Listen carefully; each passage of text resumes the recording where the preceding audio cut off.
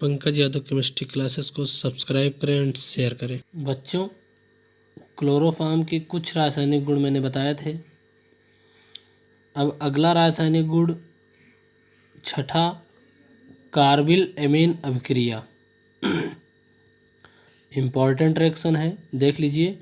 जब क्लोरोफॉर्म को किसी उपयुक्त एरोमेटिक एमीन जैसे एनिलीन, फार्मूला क्या होगा C6H5NH2, या एलिफैटिक प्राइमरी एमीन जैसे एथिल एमीन, इसका फार्मूला क्या होगा C2H5NH2, तथा alcoholic caustic potash. Caustic potash का फार्मूला है KOH के साथ गर्म किया जाता है तो संगत आइसोसाइनाइड या कार्बिल एमीन प्राप्त होते हैं।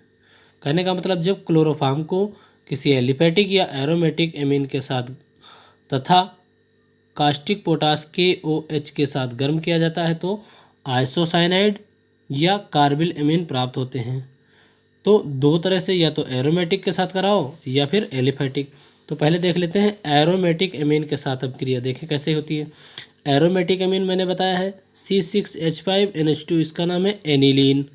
इसको क्लोरोफॉर्म के साथ गर्म करेंगे और कास्टिक पोटास के साथ CHCl3, ये हो गया क्लोरोफॉर्म, और ये KOH कास्टिक पोटास KOH।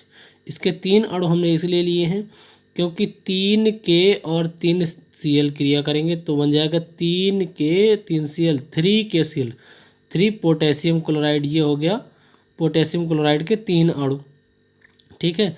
अब यहाँ 3 OH हो जाएंगे, 3 OH, और यहाँ के 3 और 2 5 और 1 6। कहने का मतलब 1 OH, दूसरा OH और तीसरा OH, ये हो गया 3 OH यहाँ पे बचे।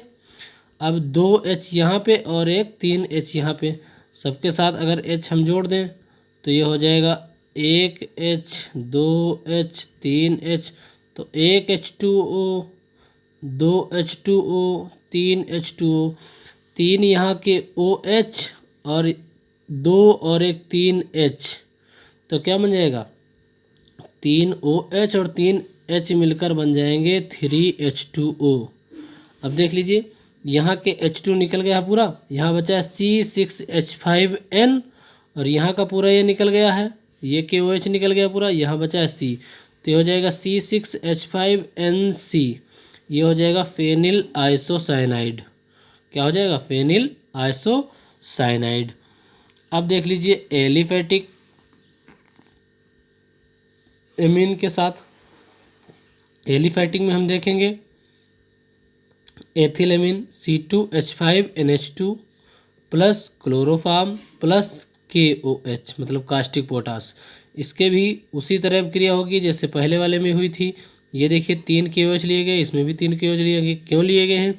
क्योंकि KCl से ही क्रिया करेंगे तो एक Cl के लिए एक K, क्यों? क्योंकि ये हमेशा KCl ही बनाएगा। तो 3K 3Cl मिलकर बन जाएगा 3KCl। पहले जैसे ही 3 OH 2 और 3 H, 3 H और 3 OH मिलकर 3H2O बन जाएगा। बाकी क्या बचेगा यहाँ पे? ये बचेगा C6H5N और ये वाला C, तो C6H5N और यहाँ पे C होना चाहिए, C6H5N और C। ये हो जाएगा एथिल आइसोसाइनाइड। पहले बना था एरोमेटिक के साथ जब हुई थी फेनिल आइसोसाइनाइड, अब जब एथिल एमीन लिया गया तो एथिल आइसोसाइनाइड। जो आइसोसाइनाइड बनती है इनकी गंध बहुत ही अप्रिय होती है ना। अगली रिएक्शन देख लीजिए, अगला गुण, ये कौन सा गुण है? इंपॉर्टेंट रिएक्शन ये भी है, विहैलोजनीकरण, डिहैलोजिनेशन जिसको बोलते हैं इंग्लिश में। क्या होगी क्रिया? क्लोरोफॉर्म को सिल्वर चूड़ के साथ गर्म करने पर इसका विहैलोजनीकरण हो जाता है तथा एसिटिलीन बनती है। एसिटिलीन का फार्मूला है CH111CH। देख लीजिए, ये क्लोरोफॉर्म CHCl3 और CHCl3, क्लोरोफॉर्म के 2 अणु आप एक साथ ले सकते हैं, हमने अलग अलग समझाने के लिए लिया है। तो एक Cl ये हमेशा बनेगा Ag और Cl सिल्वर क्लोराइड बनेगा। तो 3 Cl यहाँ के, 3 Cl यहाँ के। अब हमने 2 क्लोरोफॉर्म के अणु के लिए, क्योंकि एसिटिलीन गैस बनती है, एसिटिलीन का फार्मूला है CH ट्रिपल बॉन्ड CH, इसलिए 2 C चाहिए थे, इसलिए हमने 2 CH लिया है, CHCl3। 2 क्लोरोफॉर्म के अणु लिए, एक C और एक C यहाँ से मिल जाएगा हमको। तो देखिए CH और CH, तो ये हो जाएगा CH ट्रिपल बॉन्ड CH, क्योंकि कार्बन बैलेंसी पूरी करने के लिए ट्रिपल बॉन्ड इसमें लग जाएगा। अब 6 Ag और 3 और 3 6 Cl, तो ये हो जाएगा 6 AgCl, सिल्वर क्लोराइड बन जाएगा। ये रिएक्शन आपकी हो जाएगी। अगली रिएक्शन देख लीजिए। अगला गुण क्या है? एसीटोन के साथ संघनन। क्या है? एसीटोन के साथ संघनन। कैसे होगा संघनन?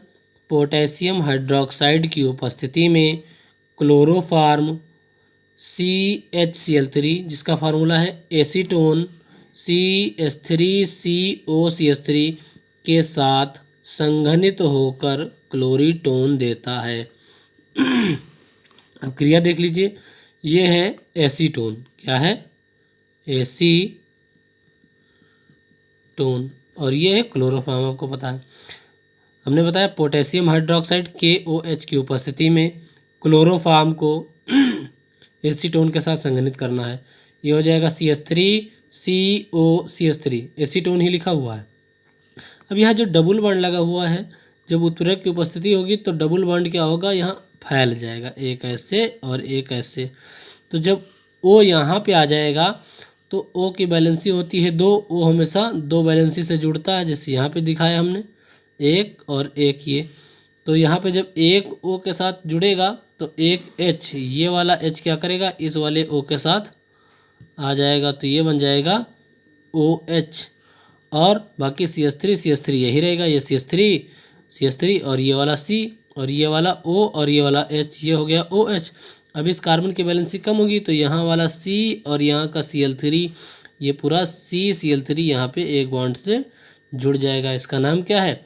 क्लोरीटोन। क्या नाम है? क्लोरीटोन। अगली रिएक्शन देख लीजिए। अगली रिएक्शन है रीमर टाइमैन अभिक्रिया। इसको रीमर टीमैन अभिक्रिया भी बोलते हैं कहीं कहीं पे। क्लोरोफॉर्म को फिनाल C6H5OH, फिनाल का फार्मूला है, तथा सोडियम हाइड्रोक्साइड का फार्मूला NaOH या potassium hydroxide KOH। Sodium hydroxide लो या पोटेशियम हाइड्रोक्साइड, और फिनाल। क्लोरोफॉर्म को फिनाल सोडियम हाइड्रोक्साइड NaOH या पोटेशियम हाइड्रोक्साइड KOH के साथ 340 केल्विन ताप पर गर्म करने पर मुख्य उत्पाद के रूप में 2 हाइड्रोक्सी बेंजल्डिहाइड या सैलिसिल्डिहाइड प्राप्त होता है। यह अभिक्रिया रीमर टाइमैन अभिक्रिया कहलाती है। देख लीजिए कैसे होगी अभिक्रिया। ये हो गया फिनाल C6H5, ये बेंजीन रिंग वाला बना है पूरा phenol C6H5OH। Chloroform CHCl3, sodium hydroxide लो NaOH या KOH, जो भी लोगे आप उसके 3 अणु लेने पड़ेंगे। क्यों? क्योंकि Cl से ही क्रिया होगी, तो 3 Na और 3 Cl वाली क्रिया होगी। टेम्परेचर कितना बताया? 340 केल्विन। 340 केल्विन टेम्परेचर पर क्लोरोफॉर्म को फिनाल तथा सोडियम हाइड्रोक्साइड के साथ गर्म करने पर सैलिसिल्डिहाइड बनता है। अब सैलिसिल्डिहाइड बनेगा कैसे? देखिए 3 Na और 3 Cl मिलकर बन जाएगा 3 NaCl, है ना? 3 NaCl बन जाएगा। अब यहाँ देखिए 3 OH बचे हुए हैं ना, तो 1 OH 2 OH 3 OH, इधर देख लीजिए 1 OH 2 OH 3 OH। हम जानते हैं कि किसी भी बेंजीन रिंग में यहाँ पे कार्बन होता है और यहाँ पे H जुड़ा होता है ना? तो ये वाला H, 1 H 2 H 3 H 4 H, तो ये हो जाएगा 2H2 और यहाँ के 2 O, 1 और 2 O, 2H2O। 3 OH थे यहाँ पे, तीनों OH हमने लिखे हैं, और 1 H यहाँ से ले लिया, तो 1 H 2 H 3 H और ये वाला एक 4 H, तो ये हो जाएगा 2H2 और यहाँ के 2 O, तो 2 यहाँ पे लिखा, ये O, 2H2O जल के 2 अणु बन जाएंगे। अब देखिए जहाँ से H निकला यहाँ से, तो यहाँ कार्बन की बैलेंसी हुई कम, तो जब कम हुई तो यहाँ बचा क्या है? Cl निकल गया है, Na निकल गया है, OH निकल गया है, यहाँ बचा है CH और 3 OH यहाँ पे हमने लिखे थे, तो इसमें का एक ओ बचा, तो ये बचा CHO, क्या बचा CHO, ये बचा CHO। तो जहाँ से H निकला है वहाँ पे CHO जुड़ जाएगा। इसका नाम क्या है, सैलिसियल डिहाइड, है ना। अब अगला क्या है, रासायनिक गुण तो सारे पूरे हो गए। अब देखें क्लोरोफार्म के उपयोग, यूजेस ऑफ क्लोरोफार्म। इसका उपयोग देख लीजिए कौन कौन से उपयोग हैं। इसका उपयोग निश्चेतक के रूप में किया जाता है। पहले इसका उपयोग शल्य चिकित्सा में बेहोशी के रूप में किया जाता था, वही निश्चेतक बोला जाता है। अब नंबर 2, तेल, वसा, कमरेज, रबर, कमरेजिन आदि के विलायक के रूप में, मतलब इनको गलाने में आसानी से विलायक के कार्य करता है। नंबर 3, इसका उपयोग औषधियों के निर्माण में भी होता है। अगला नंबर क्लोरोपिक्रिन, क्लोरीटोन जो कि हमने पढ़ाया है, आदि के निर्माण में भी इसका उपयोग किया जाता है। अगला नंबर, इसका उपयोग प्रयोगशाला में अभिकर्मक के रूप में भी किया जाता है। अब क्लोरोफार्म टॉपिक यहाँ पर आपका ख़त्म हुआ।